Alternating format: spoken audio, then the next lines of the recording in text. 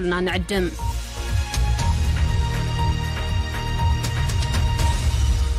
كون سجنتا BBC أفان أوروموتي نولين ترى.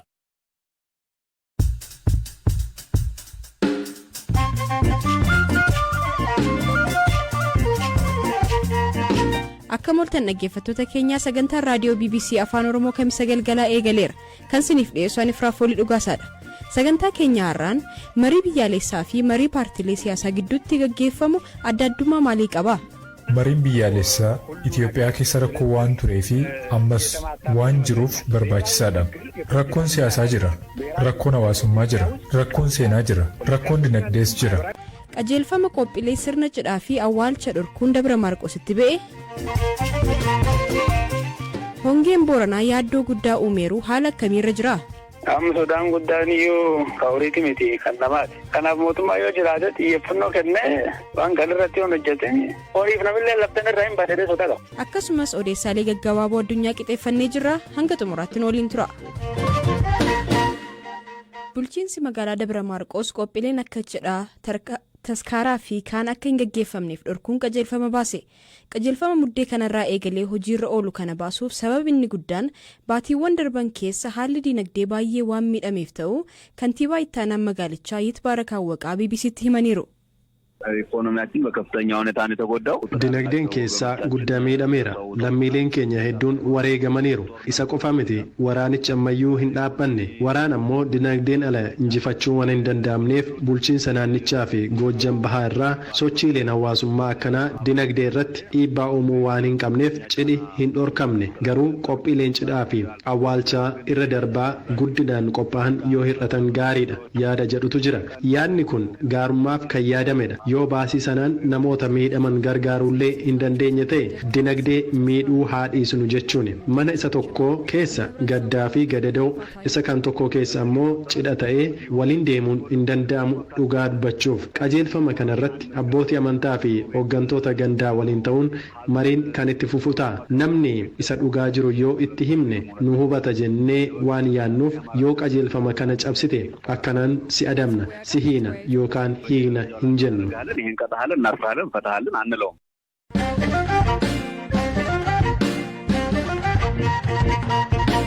bara kana hongeen Booranatti dheeratee rakkoo uumuu hordofee gargaarsi qaamolee adda addaan taasifamaa turullee uummanni ammallee rakkoon itti cimaa jiraachuu himatu. Godina Booranaa aanaa Dubluqitti ogeessa nyaataa kan ta'an Aab Galgaloo Booruu Liiban gargaarsi uummata hongeen miidhameef taasifamuuf yaalamullee ammallee rakkoon hin furamne jedhu.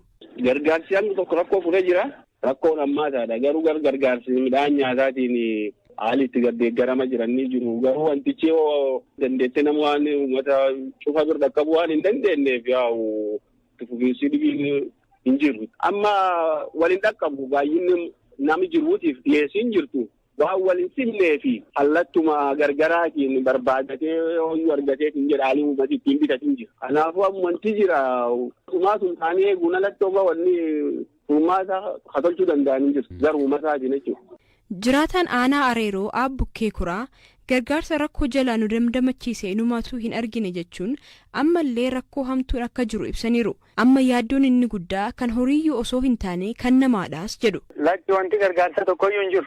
Namoonni ka gurguraa fidanii asitti irra bitan malee namni tokko ammoo akkas walitti gurmaa'ee ol deemanii sanuu gatii hamtu. Amma asitti aanaan keenya irratti hidhiin hidhaa tokko haga qarshii 220 akkas bitan. Waan abbaan dhuunfaan tattaafateeru malee wanni gara mootummaatti nama qaqqabaa jiran jiru. Yoo akkuma waaqaa fedha waaqayyoon nama gargaaree roobi dhufe malee bakka horiin dhumuudha. Uummanni abdii kutachaa jira. Ifirraa oofaa jira gabaatti qarshii hin taane ofirraa baasaa jira. Amma sodaan guddaan iyyuu kaawuriiti miti kan namaati. Amma horiin sumarroo irraa dhumaa jiruu fi waan gabaa baasullee hin qabu. Kabaasullee gatii hin baasuu fi yeroon booda akka horii kan harca'u nama. Kanaaf mootummaa yoo jiraate xiyyeeffannoo kennee waan kan irratti hojjete horiif namillee labdan irraa hin baadhee sodaa qaba. Ofii isaaniitii horsiisa looniin kan jiraatan Aab Bukkee Kuraa rakkoon hongee Booranaa kun kan yeroo baay'ee deddeebi'ee dhufu waan ta'eef uummanni hedduun akka durii akkanumaan rooba samii eeggataa horii baay'inaan horsiisaa jiraachuurraa haalli jiru jijjiiramuu qaba jechuun gorsu. Yeroo baay'ee haalli kun naanna'aatu dhufa waggaa 2-3 akkas ture naanna'ee dhufee horiin akkasuma namirra dhumata. Namni ammoo kanirra hubatee horii kan jijjiiratee horiin baay'inaan akkan horsiisan kun gonkumaa hafuu qaba. Horii 5, 10, 2, 3 kan caalle bifa ammayyaatiin abbaan horsiifatee yoo sunumirra fayyadama ta'e malee haalii horii akkuma durii diida gaddisan sun margi hin jiru, lafti luqqa'ee jira, bishaan hin jiranii, haali bishaan tokkollee hin jiru. Yoo bif duraatiin kadeeman taate namaaf horiillee laftan irra hin dhufu. Kanaaf lakkoofsi horii xiqqaachuu qaba. Bifa ammayyaatiin mootummaallee deeggarsi godhee fi waan danda'uun haala namaa mijeessee bishaan dhiyeenyatti argatee akka margi itti margee irraa hamatee yeroo bonafatti fayyadamuu danda'u. Waan akkasii barsiisanii yoo hin jedhin haaluma duraatiin itti fufni yoodhaan horiif namillee laftan irra hin badee sodaa qaba.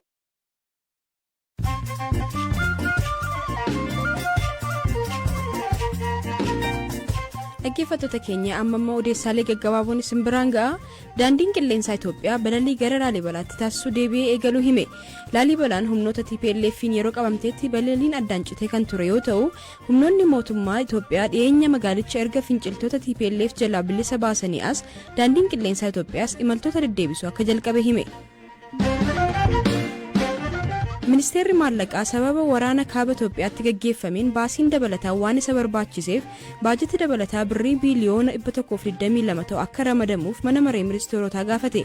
Baajatiin dabalataa kun nageenya biyyaa eeguuf, deeggarsa namoomaaf, lammiilee waraanaa fi walitti bu'iinsa miidhaan irra ga'e deebisanii bayyaannachiisuu fi hojii mootummaa biroo raawwachiisuuf kan oolu ta'uu ministeerichi himeera.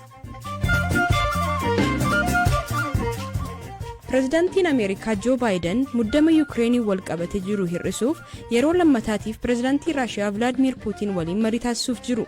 Hooggantoonni lamaan har'a bilbilaan waa'ee nageenya biyyoota lamaanii fi haala Awurooppaa irratti akka mari'atan Waayit Haawusitu beeksise. Taphattoonni garee biyyaalessaa Chaayinaaf taphatan tumaa akka hin tumanneef dhorkamanii. Kana malees Chaayinaan taphattoonni kubbaa miilaa duraan tumaa qaban akka ofirraa balleessan qajeelfama haaraa baafteetti.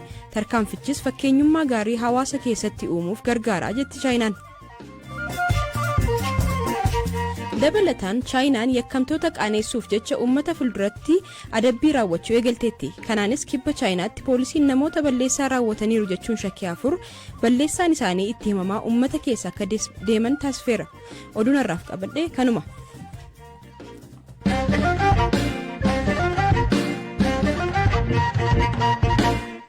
Gabaasa keenyattaanuun Itoophiyaa keessatti dhimmoota biyyaalessaa fi tokkummaa biyyaalessummaa irratti mariin qixa sirrii ta'een akka gaggeeffamuuf qaamni walabatee hundaa'ee akka qindeessuuf hojjetamaa ture. Koomishiniin marii biyyaalessaa qindeessuu fi haala mijeessuu kan haaraa hundaa'e kun dhimmoota biyyaalessaa waggootaaf osoo irratti walii hin galamiin jiran kanneen ijoo ta'an irratti mariin hunda galeessaa fi hunda hirmaachisee akka gaggeeffamuuf kan haala mijeessudha. Mariin biyyaalessaa koomishinii gaggeessuu osoo akkam ta'e milkaa'a kan jedhu irratti waayillikoo Biraanuu Gammachuu hayyuu seera idil addunyaa nagaa irratti hojjetan dubbisee gabaasa qopheesse kunooti. Manni maree bakka bu'oota uummataa muddee 29/2021 kan raggaasise koomishiniin qindeessituu marii biyyaalessaa Itoophiyaa wayita wixinee labsii ta'ee ba'eerraa eegalee dubbii ijoo ta'ee tureera. Dhimmoota akka dubbii ijoo taasisan keessaa muudama koomishineerotaa, mirgoota koomishineerotaa, hojiiwwan koomishinichaa, aangoo koomishinichaa kanneen jedhanifaadha. Mariin biyyaalessaa dhumtiyyuu maali? Eenyufaatu mari'ata? Maalirratti mari'atu? Kanneen jedhanis gaaffii biroodha. Hayyuun seera idil addunyaa dhimma nagaa fi araara irratti dhaabbata mootummoota gamtoomanii UN keessa waggaa 30 ol hojjetan obbo Baayisaa Wayyaa mariin biyyaalessaa maal akka ta'ee fi akkamiin akka milkaa'aa ta'uu himu. Akka dhuunfaa kootti gadi fageenyaan hubachuu dhabuun ni mul'ata. Mariin biyyaalessaa hunda hammatee fi mariin paartilee siyaasaa hunda hirmaachise garaagara natti fakkaata. Mariin biyyaalessaa hunda hirmaachise aangoo siyaasaa miti. Mariin biyyaalessaa Itoophiyaa keessa rakkoo waan turee fi ammas waan jiruuf barbaachisaadha. Rakkoon siyaasaa jira. Rakkoon hawaasummaa jira. Rakkoon seenaa jira. Rakkoon dinagdees jira. Tokko tokko hawaasa Itoophiyaa rakkoo fi waldhibdee mariidhaan furamuu qaba. Tokko tokkoon hawaasa Itoophiyaa rakkoo fi waldhibdee mariidhaan furamuu qaba. Hojiiwwan ijoo koomishinii qindeessituu haaraa hundaa'e kana keessaa tokko mana maree of jalatti tolfachuudha. manni maree komishinichaa ammoo yaadota mariif ta'an filachuu, yaadota marii koreewwanii fi uummatarraa argan fudhatee mootummaaf dhiyeessuudha. Kana malees uummata gidduutti garaagarummaan bu'uuraa yoo mudate ka'umsa rakkoo adda baasuun mariin hunda galeessaa fi hunda hirmaachise sadarkaa biyyaatti akka gaggeeffamu gaafachuu fi dirqamaaf aangoo qaba. Mariin biyyaalessaa kun eessaa jalqabee sadarkaa biyyaalessaatti gaggeeffama? Hayyuun seera idil addunyaa obbo Baayisaan akkas jedhu. Kun eessaa jalqabaa yoo jedhame gara gadii hawaasa horsiisee bulaa godee jirurraa kaasee hanga abbaa qabeenyaa warshaa Finfinnee keessa jiru gidduutti barbaachisaadha. Tokko waldaalee barsiisotaa, waldaa dubartootaa, waldaan abukaatotaa, waldaa qotee bultootaa gidduutti rakkoon ni jiraata. Isaan kun hundumtuu marii biyyaalessaa kana keessatti hirmaachuu qabu. Tokkollee duubatti hafuu hin qabu. Kana jechuun uummanni miliyoona 100 fi miliyoona 10 keessatti hirmaachuu qabu jechuu otoo hin taane karaa bakka bu'aa hawaasaa beekamtiin kennameefiin bakka bu'aa sirriitiin hirmaachuu qabu. Kun gaaffii siyaasaa yookiin immoo gaaffii aangoo hin qabu. Kun rakkoo biyyaalessaa furuudha. Kun immoo kan ta'u takkaa qofaa miti. 7-5 gaggeeffamee kan dhaabbatu otoo hin taane hawaasa keessa mariin dhaabbataa ta'e jiraachuu qaba. Hawaasa gidduu wal dhibdeen guddaan falan argatiin jira. Rakkoon baadhannee dhalootarraa dhalootatti dabarsinu jira. Baay'een keenya Itoophiyaa yeroo hunda aannanii fi damma burqisiiftu goonee dhiyeessina. Kun sirrii miti. Akkuma hawaasa kamiiyyuu hawaasa keenya keessa rakkoon jiru. Kanaaf rakkoolee kana furuudhaaf marii biyyaalessaa barbaachisa. Mariin inni biraa marii siyaasaa dhaabbileen siyaasaa taasisanidha. Kun gaaffii aangooti.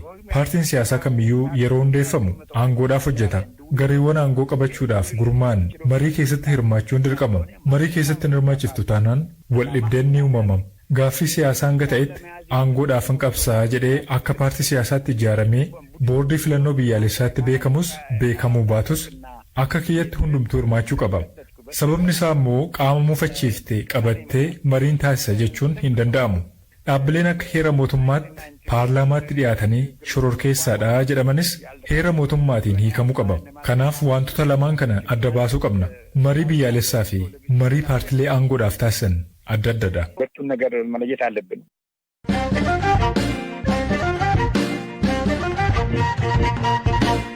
Gabaasa keenya isa xumuraarra geenyerraa paartiin Oromiyaa bulchaa jiru waldhabdee fi walhimannaa qondaaltonni dhaabichaa mootummaa naannichaa irratti dhiyeessan irratti mari'achuun waliigalteerra ga'uusaa ibse. Paartiin badhaadhinaa Oromiyaa ibsa baaseen tibban akkaataa miseensonni paartichaa fi qondaaltonni olaanoo biyyattii dhimma Oromiyaa irratti dubbatan qeeqeera. Ammayyuu taanaan gabaasa dabalataa qaba. Ibsichi bahee gaaffiin kamuu akkaataa hojmaataa fi adeemsa paartiitiin akka keessumaa hojjechuun adeemsi kanaan ala hundi dogoggora ta'uu fi hatattamaan akka dhaabbatu kallattiin taa'eera jedheera. Qondaaltonni duraantummaan miidiyaa hawaasummaa irratti ifa ba'anii qeeqaa turan lamadha. Tokko ministeera deetaa ministeera nagaa fi miseensa caffee Oromiyaa obbo Taayyee Danda'a yoo ta'an kan lammataa miseensa paarlaamaa Itoophiyaa kan ta'an obbo Angaasaa Ibraahim. Taateen gidduu kanaa hooggansa gidduu muufii fi waldhibdeen akka jiru akkasumas akkaataa dhaabichi rakkoo keessoo isaa furuu irratti hanqinni akka jiru akeekaa kan jedhan jiru. Ajjechaa miseensota abbootii gadaa Karrayyuu irratti raawwate mootummaan hidhattoota himatus qondaaltonni kunneen garuu osoo dhaaba miseensa biyya bulchuu keessa jiranii caasaa nageenyaa mootummaatti quba qabaniiru. Himannaa isaan dhiyeessaniif qaamni mootummaa kallattiin dhimmicha ilaallatu homaan dubbanne. Dhaabichi garuu mari'achuun ajjechaa miseensota abbootii gadaa Karrayyuu akka qoratamu irratti walii galamuu ibse. Dhaabichi sababa waraana kaaba biyyattii tureenii fi kaaniin dhimmoota ijoo naannichaa ilaallatan marii tolchee taa'ee furuu irratti akka hanqinatti uume ibseera. Marii dhaabaa booddee obbo Taayyeen qabsoon isaanii galmatti ta'us hanqinni waan uumameef gara miidiyaa hawaasummaatti as ba'anii ibsuuf dirqamuu isaanii akeekuun barreessaniiru. Amma mari'annee jirra. Kaayyoo guddaan marichaa qabsoo daandii irraa maqe tooratti deebisuudha. Itti milkoofnee jirra. Sadarkaa hundattuu qabsoo keessoof toorri mijatuu qabaa jechuun obbo Taayyeen himan. Dhaabichis haala tibbana mul'atan osoo hin taane keessoo waltajjiirratti mari'ataa furuun akka barbaachisu hime.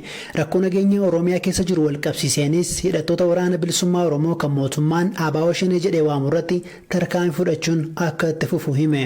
Torbanuma darbee haleellaa hidhattoonni itti himatamaniin maatiin pirezidaantii Oromiyaa fi durataan duraanii dhaada'oo obbo Alamaayyoo Toomsaa 7 ajjeefamaniiru. Torban sadii dura immoo miseensonni abbootii gadaa Karrayyuu walumaa gala 14 ta'an godina Shawaa Ba'aatti ajjeefamaniiru. Ajjechaa abbootii gadaaf mootummaan ibsa baaseen hidhattoota himatus hidhattoonni hooggansi ABO kan obbo Daawudiin ibsaan hoogganamu garuu mootummaa himatan. Ibsa dhaabichi baaseen dubbicha hatattamaan qoratamee dhugaan isaa akka ba'uu fi yakki hojjetamee argamnaan gaafatamummaan seeraa dhugoomuu akka qabu walii galameera jedhe. Egaan dhaggeeffattoota keenya sagantaa keenya irraaf qixeeffannee kanumaan goolabneerraa sagantaa irraa kan siniif dhiyeesse ani Firaafoolii Dhugaasaadha. Odeessaalee dabalataaf fuula feesbuukii fi marsariitii keenya daawwachuu ni dandeessu. Halkan gaarii qabaadhaa. Nagaan bulaa.